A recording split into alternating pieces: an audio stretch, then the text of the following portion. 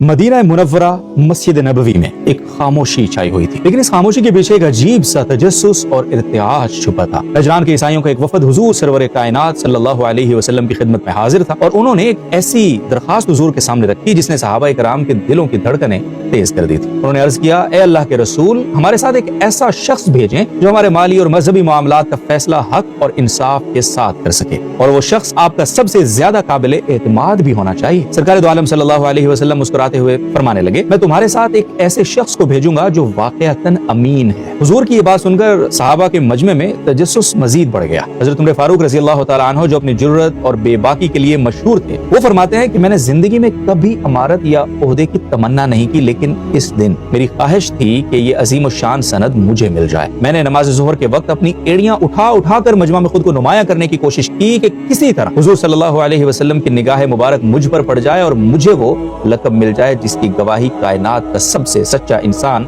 दे रहा। लेकिन रहमत आलम सल्लल्लाहु अलैहि वसल्लम की नजरें मजमा को चीरती हुई पीछे की तरफ एक इंसान पर जाकर ठहर गईं। आप सल्लल्लाहु अलैहि वसल्लम ने पुकारा, ए अबू उबैदा, खड़े हो जाओ। जब हजरत अबू उबैदा रज़ी अल्लाह तआला अन्हु खड़े हुए तो हुजूर सल्लल्लाहु अलैहि वसल्लम ने उनका हाथ थाम कर वो तारीखी जुमला इरशाद फरमाया जो रहती दुनिया तक उनकी पहचान बन गया कि बेशक हर उम्मत का एक अमीन होता है और मेरी उम्मत का अमीन अबू उबैदा बिन अल जर्राह है। ये आगाज था उस शख्सियत के आलमी तारुफ का जिसने मक्का के तपते सहरा से लेकर शाम के बर्फीले पहाड़ों तक फख्र और सिपह सलारी की ऐसी दास्तान रकम की जिनकी मिसाल तारीख इंसानी पेश करने से कासिर है। हजरत अबू उबैदा रज़ी अल्लाह तआला अन्हु का ताल्लुक कुरैश के एक इंतहाई मुअज़्ज़ज़ और कदीम कबीले बनुल हारिस बिन फहर से था।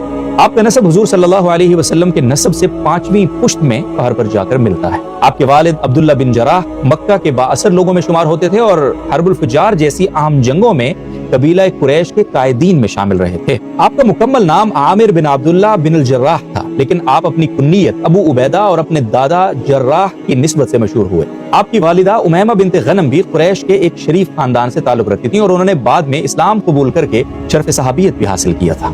हजरत अबू उबैदा रज़ी अल्लाह तआला अन्हु की पैदाइश मक्का में हिजरत से तकरीबन 40 साल कबल हुई। जाहिलियत के दौर में भी वो अपनी संजीदगी, हया और गैर मामूली जहानत की वजह से बहुत मुमताज और नुमाया। जब मक्का के उफुक पर इस्लाम का सूरज तुलू हुआ तो हजरत अबू उबैदा रज़ी अल्लाह तआला अन्हु उन पहले चंद लोगों में शामिल थे जिन्होंने इस्लाम की रोशनी को महसूस किया। हजरत अबू बकर सिद्दीक रज़ी अल्लाह तआला अन्हु आपके गहरे दोस्त थे और वो हजरत अबू उबैदा के पास तशरीफ लाए और इस्लाम की दावत पेश की। अबू उबैदा रज़ी अल्लाह तआला अन्हु की फितरत सलीमा ने फौरन इस सच्चाई को पहचान लिया और वो हजरत अबू बकर सिद्दीक रज़ी अल्लाह तआला अन्हु के साथ हुजूर सल्लल्लाहु अलैहि वसल्लम की बारगाह में हाजिर हो गए और कलिमा हक पढ़कर इस्लाम के किले के पहले सुतूनों में शामिल हो गए। हजरत अबू उबैदा रज़ी अल्लाह तआला अन्हु का इस्लाम कबूल करने वालों में 9वां नंबर था। ये वो वक्त था जब अभी हुजूर सल्लल्लाहु अलैहि वसल्लम ने दारे अरकम को अपना मरकज नहीं बनाया था। इस्लाम लाने के बाद उन पर आजमाइशों के वो पहाड़ टूटे जिनका तसव्वुर भी आज के दौर में मुश्किल है। उनका अपना खानदान जो मक्का के बासर कबाइल में से था उनका दुश्मन बन गया। जब मक्का में जीना दोभर कर दिया गया तो हुजूर सल्लल्लाहु अलैहि वसल्लम के मशवरे पर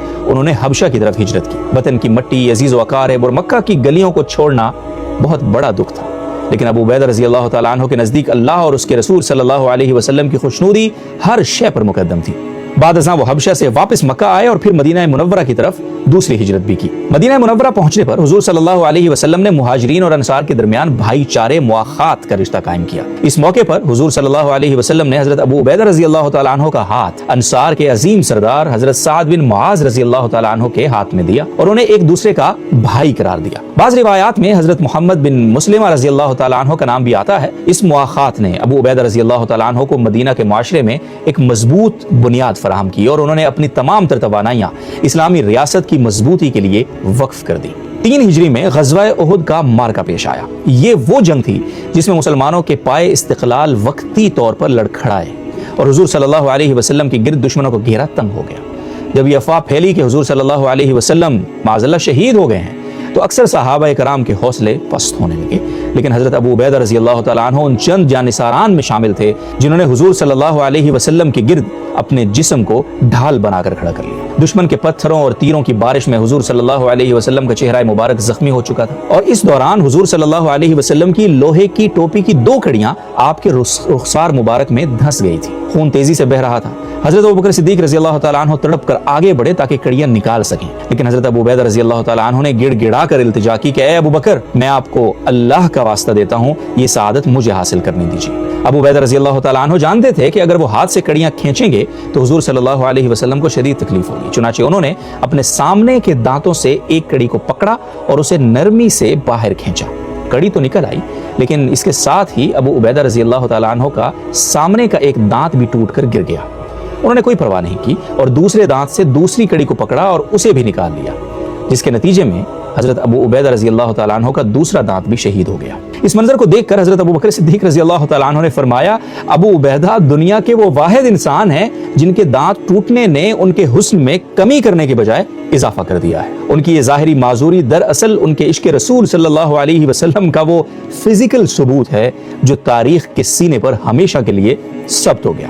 8 ہجری میں پیش آنے والا سریہ جیش الخبط حضرت ابو عبیدہ رضی اللہ تعالیٰ عنہ کی قائدانہ صلاحیتوں کا مظہر تھا۔ حضور صلی اللہ علیہ وسلم نے انہیں 300 مجاہدین کے ساتھ ساحل سمندر کی طرف روانہ کیا تاکہ قریش کے تجارتی قافلوں کی نقل و حرکت پر نظر رکھی جا سکے۔ اس مہم کے دوران رسد ختم ہو گئی اور مجاہدین سخت فاقہ کشی کا شکار ہو گئے۔ حالات اس قدر سنگین ہو گئے کہ صحابہ کرام درختوں کے کڑوے پتے جھاڑ کر انہیں پانی میں بھگو کر کھانے پر مجبور ہو گئے، جس کی وجہ سے اس لشکر کا نام جیش الخبط رکھا گیا، یعنی پتوں والا لشکر۔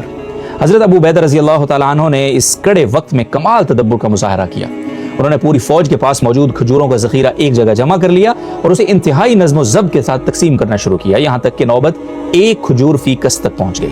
جب بھوک کی شدت انتہا کو پہنچی تو اللہ کی غیبی نصرت ایک بڑی مچھلی کی صورت میں ظاہر ہوئی، جسے سمندر نے ساحل پر اچھال کے پھینک دیا تھا۔ یہ مچھلی اتنی بڑی تھی کہ اسے ایک چھوٹا پہاڑ محسوس کیا جاتا تھا۔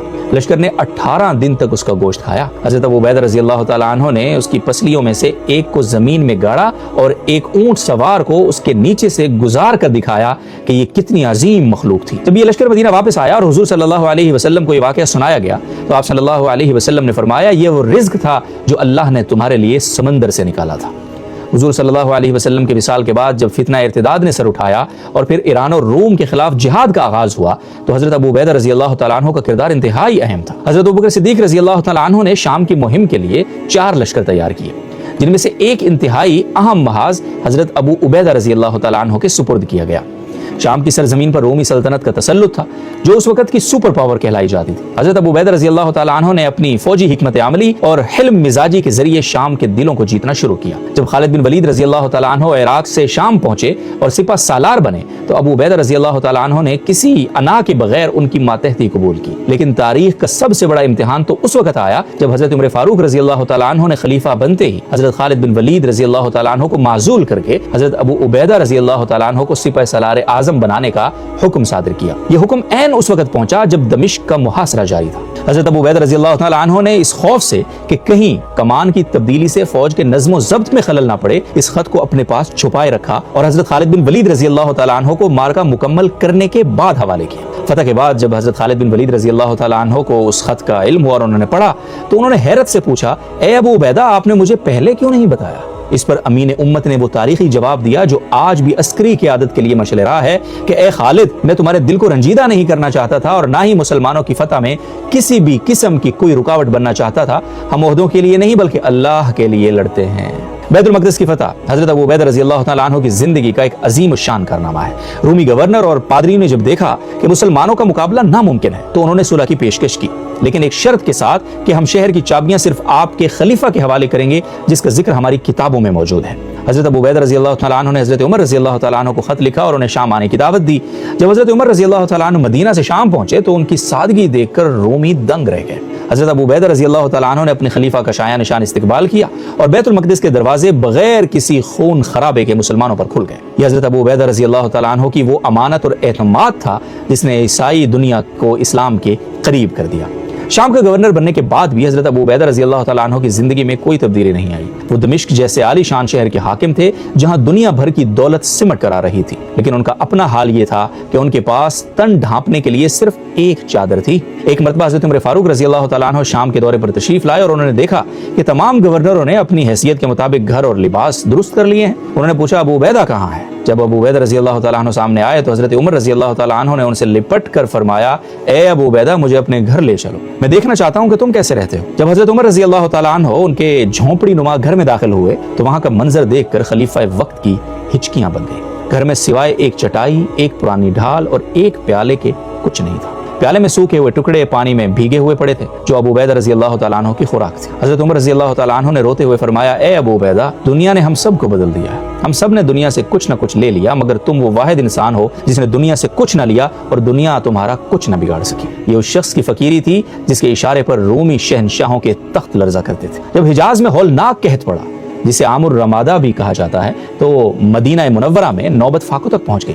हजरत उमर फारूक रजी अल्लाह तआला अन्हु ने तमाम सूबाई गवर्नरों को खतूत लिखे। हजरत अबू उबैदा रजी अल्लाह तआला अन्हु ने शाम से फिल फौर 4000 ऊँटों का एक काफिला गल्ले और खाने के सामान के साथ लदा हुआ मदीना रवाना किया। उन्होंने न सिर्फ सामान भेजा बल्कि खुद भी उसकी निगरानी की ताकि मदीना का कोई शहरी भूखा ना रहे। यह उनकी इंतजामी सलाहियतों का एक और सबूत था कि उन्होंने शाम की जरखेजी को हिजाज की बका के लिए इस्तेमाल किया। हजरत अबू उबैदा रजी अल्लाह तआला अन्हु का विसाल, उनकी इस दुनिया से रिहलत, वो 17 या 18 हिजरी में शाम के अंदर ही होती है और उन्हें उर्दून की एक वादी जिसे दीर अला के नाम से जाना जाता है, वहां पर दफन कर दिया जाता है। आज भी उनकी कब्र, उनका मज़ार मुबारक मौजूद है और लोग वहां ज़ियारत के लिए जाते हैं और वहां जाकर उनकी बुलंदी दर्जात के लिए दुआ करते हैं और उनकी सहाबियत पर और उनकी शान सहाबियत पर रश करते हैं और उनको सलाम अकीदत पेश करते हैं। वफात से कबल हजरत अबू उबैदा रजी अल्लाह तआला अन्हु ने मुसलमानों के एक मजमा से खिताब करते हुए फरमाया, ए लोगो, मैं तुम्हें एक ऐसी नसीहत कर रहा हूं कि अगर तुमने इसे सुन लिया और इस पर अमल किया तो फलाह पा जाओगे। नमाज कायम करो, रमज़ान के रोज़े रखो, ज़कात अदा करो, हज और उम्रा करो, एक दूसरे की खैर खाही करो, अपने हुक्मरानों के खैर खा रहो और उन्हें धोखा ना दो, और याद रखो कि दुनिया की ज़िंदगी तुम्हें धोखे में न डाल दे। इंसान अगर 1000 साल भी जिंदा रहे, उसे एक दिन उसी मकाम पर आना है जहां मैं आज खड़ा हूं। उसके बाद उन्होंने हजरत मुआज बिन जबल रजी अल्लाह तआला अन्हु की तरफ देखा और फरमाया, ए मुआज, लोगों को नमाज पढ़ाओ। ये नसीहतें मुकम्मल करते ही ये अजीम रूह अपने खाले की हकीकी से जा मिलती है। हजरत अबू उबैदा बिन जर्राह रजी अल्लाह तआला अन्हु की जिंदगी हर दौर के मुसलमानों के लिए एक कामिल नमूना है। वो एक फातेह थे, लेकिन उनकी फतूहात ज़मीन के टुकड़ों तक महदूद नहीं थी, बल्कि उन्होंने इंसानी दिलों को भी फतह किया। उनकी अमानत, फ़क्र और शुजाअत का ये हसीन संगम आज भी हमें पुकार पुकार कर कह रहा है कि कामयाबी वसाइल की कसरत में नहीं बल्कि ईमान की पुख्तगी और किरदार की बुलंदी में है। रमज़ान के इस मुबारक महीने में जब हम उनकी सीरत का मुताला करते हैं तो हमें ये सबक ज़रूर मिलता है कि एक अमीन वो है जो अल्लाह के दिए हुए माल, वक्त और सलाहियत को उसकी रज़ा के लिए इस्तेमाल करे। अबू उबैदा रज़ी अल्लाह तआला अन्हु ने अपनी दांतों तक की कुर्बानी देकर हुजूर सल्लल्लाहु अलैहि वसल्लम के रुखसारों से कड़ियां निकाली। अल्लाह ताला उनके दर्जात बुलंद फरमाए और हमें उनके नक्शे कदम पर चलने की तौफीक अता फरमाए। आमीन सुम्मा आमीन।